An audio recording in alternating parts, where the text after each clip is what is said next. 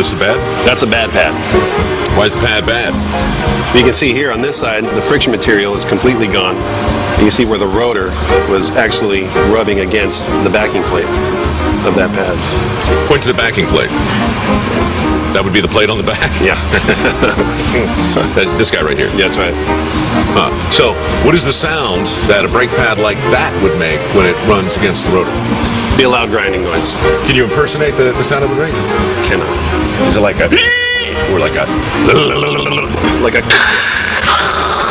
like that? Is that the worst sound you can hear? The grinding sound? As far as your brakes are concerned, yes. Yeah. And it's just too late for your brakes at that point. Yeah. So the consequences of not changing your pads or getting your brakes tended properly, all sorts of bad things can happen. Yeah, you could increase your stopping distance, right. All kinds of noises, and you could damage your rotors.